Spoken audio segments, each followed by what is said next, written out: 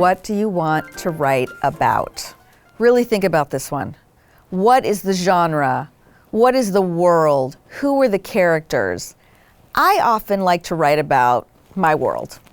Who are my friends? Who am I in relationship to my parent, my boyfriend, my children, my whatever, right? The age-old, write what you know. I think the reason that that's great is it doesn't require as much research because you know who you are and you know what your point of view is and you know the people around you that you want to populate that world with. I think that to start, it is really great to write what you know. Now, you can also put what you know into space, and put it through the mouths of aliens, but I think there is something to that. And I would say every show I've ever worked on, there was always a character or two where I was able to say, all right, I can infuse my voice in that character. So I think it's really, really important to think about what you want to write. What is that kernel of an idea? So another thing to do is brainstorm. Brainstorm shows that you love, right? Like we talked about before. What are shows that you love? And then what are things that you maybe don't love about them? What are shows that you hate? And why do you hate them? Because they do what? And how would you try to make that bad show good? Because look, one of your jobs might be to get on a show that's not the best show or not a show that you love particularly. And you have to think, what would I do to help make this show better? Sometimes that's the gig, is to make somebody else's show that might not be your brand, how to make that better. So thinking in terms of that is really, really helpful. When you're a writer, I would say it's really smart to have a place where you keep all of your ideas, because you might be watching this and have no idea what you want to write about yet, and that's okay. It might take a little while for you to figure out what the best thing for you to write is, which is why initially, again, I think the first thing you write might be a spec. Speccing something at least gets you through the process of writing somebody else's material and going through the process of a formula that you know already works. That becomes super valuable. Mike Royce and I both really like to record ourselves thinking about things and talking things through. This is something you can do while you're driving or while you're going for a walk. In terms of what you want to write about, okay, so let's say you're going to do a multicam. You have to do your research about multicams. We talked about research. If you're doing a multicam, watch every multicam that you love. Make sure that you're not doing something that's been done a million times before, because this has to be an original pilot. I'm going to talk about specs versus original pilots. So an original pilot is a script that you come up with all by yourself. You come up with the world, you come up with the characters, you come up with the storyline, and you write that, and that piece of material becomes a calling card to get you agents, managers, and staffing opportunities. It is not like anything that's out there right now. It is your specific point of view, and it is something that lets us know who you are as a writer. A spec script is an already existing television show. You're going to show what you would do if you were working on that show. So let's say you wanted to write a One Day at a Time spec. That means you watch the show, you watch all the episodes, and you figure out a story for the Alvarez family and Schneider and Dr. Berkowitz, and you write that to show what it would be like if you were on a staff. That really shows that you know how to mimic, because the strange part about the spec versus the original is that I, as a showrunner, need to know that you can write in the voice of the show. It's great that you have your own voice, but I need to know you can write like somebody else's voice. So I personally really like to read a spec and a pilot so that I know who you are, but also that you can write somebody else's voice. The weird thing is, people really will not read specs of the shows that you're wanting to be on. So if it's One Day at a Time, I'm not gonna read a One Day at a Time spec, but I'd love to read a spec of any other show that's out there right now to know that you can mimic that voice. And there's a bunch of legality issues as to why you don't read specs for your own show, but that's an unfortunate truth. The great news is, you should be speccing shows anyway. There's a real value in speccing a show. You will learn so much by speccing. Watching a show and making it your own personal journey and goal to spec a couple this year is huge, even if nobody sees it ever, because it's gonna teach you how to start writing in the voices of characters, how to break down a story, how to write in that type of voice. It's so imperative that you guys do it. So even if it's just for you, highly recommend that you write that. Because think about it, if you get on a staff, but you do all the work and then finally you get into a room, you're on my staff, you have a week to write that script. If you have not exercised that muscle ever, if you've never forced yourself to write that quickly at another voice, it's going to be so anxiety inducing. And believe me, being in a room in and of itself is already anxiety inducing. At least it was for me. You want to set yourself up to succeed as much as possible.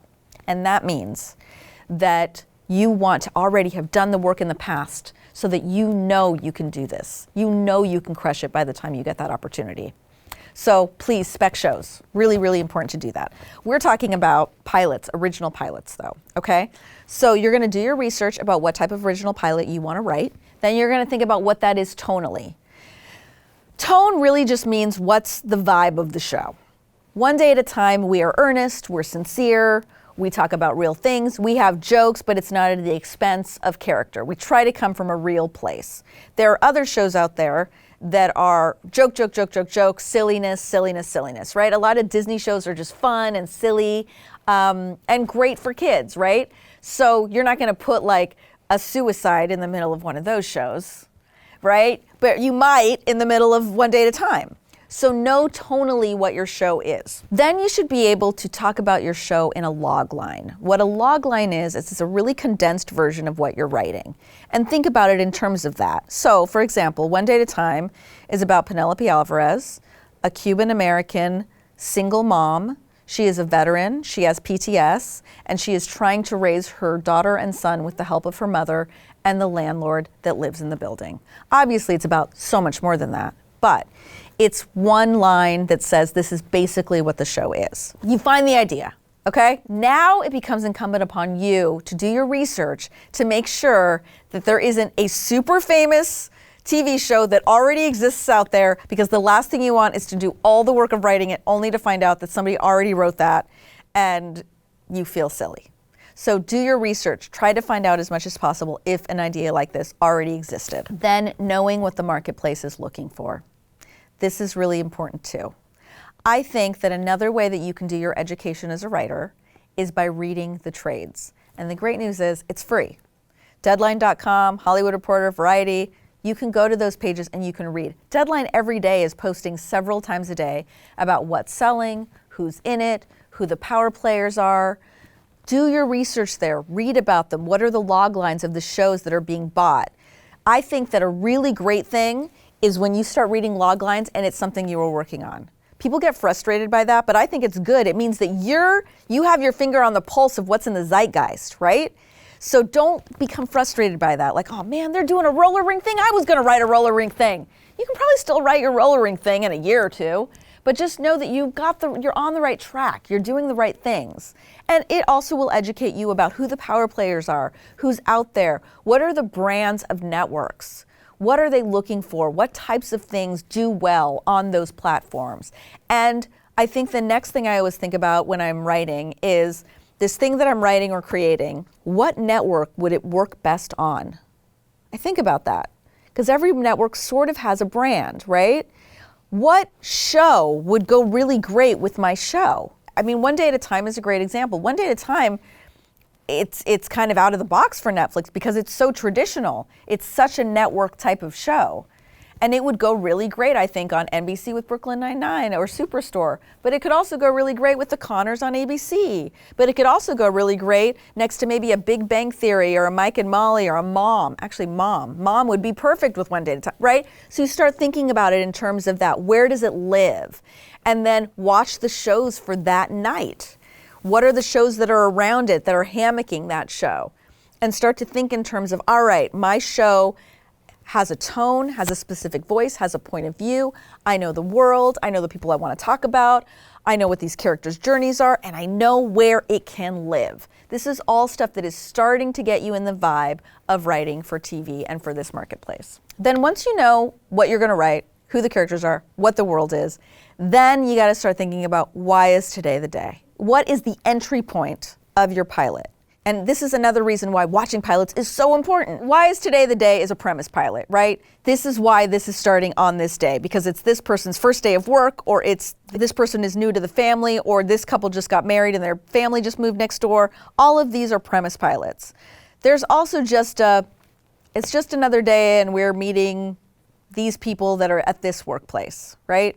That can also be why today is the day. It's just any other day, but we're showing that this show is about any day that happens. In Friends, it's today is the day because Rachel Green, that girl I went to high school with, just walked into the coffee shop wearing a wedding dress. I mean, that's like the cleanest why is today the day ever. The Friends pilot is a really great Hollywood 101 of everyone, what their point of view is, and then how it started, right? So think about why is today the day. Then you let the story inform the structure. A premise versus a non-premise. A premise is like a why is today the day, right? Grey's Anatomy is a great premise pilot. Meredith Grey, it's her first day, and we find out all this information about her and who she is, and she sleeps with the hot guy at the bar who ends up being her boss. Sex and the City is not a premise pilot. We're meeting Carrie Bradshaw and her friends, and it's just another day, and she happens to be a columnist, and we're gonna find out these crazy adventures that she's going on with her friends as they date and have fun in the city. Personally, and look, there's a million points of view out there. I'm providing you with one so that you will ask more questions and get more information. So this is just one point of view. I think premise pilots are good because it gives you a why is today the day. So you can lay that pipe with that new person. Lay that pipe means give all that background information with that new person. I think it's a really good way to do that. So if you can, I think writing a premise pilot is a good way to do your original pilot. But you do you. Maybe you figured out some other way you want to do it, then do that. I'm just giving you some options. But a lot of times with these pilots, you know, I do a lot of phone calls with young writers when they've either just graduated from college or just moving out to LA. And they're like, I just wrote my first pilot. I can't wait to be a showrunner. How do I sell it so that I can be a showrunner next year? That happens so often. And listen, maybe you are gonna sell it and you are gonna be a showrunner. Maybe you're the one, okay? I wanna offer that up. And if you are, then good luck, and I hope so much that it's awesome for you. More likely than not, that pilot is going to serve as a calling card for you to get work, as a calling card for you to get represented and for you to get work. Definitely your pilots need to be awesome because competition is so fierce right now. You have to be prepared. Like you might spend 6 months on a pilot and then you finally get an agent and the agent hates it. Then you gotta write something else. They're not gonna send out something they don't like. So you gotta go back to the drawing board and you've gotta get better. I think the thing I am better about is being less precious and being like, all right, if people don't like this, then what about this? Then what about this? Then what about this? That's really part of being a writer for hire. What about this? You don't like this? How about this? How about, nope. How about this? Nope. How about this? And at the beginning, the no is so painful because you're like, oh my God, it was so hard for me to just talk in this room. And I said something and they hated it and I want to crawl and like put a blanket over my head. You have to get over that real quick. It took me a long time to get over that stuff. It's not personal. They just need a good idea. And they didn't like that one. Maybe it was a good idea, but they didn't like it for whatever reason. Got to come up with another one, or another one, or another one, or another one. The more you write, the more you practice, the more you pitch, the better you'll get at that. Thank you so much for watching. It's not over here, you guys. You can still tweet me at EverythingGloria. I'm on Instagram, I'm on Twitter. I'm still available to you. So keep asking those questions, keep doing the work. Make sure to watch all of the other Hollywood 101 videos on Beto Likes YouTube channel. This is Gloria Calderon-Kellett. Good luck.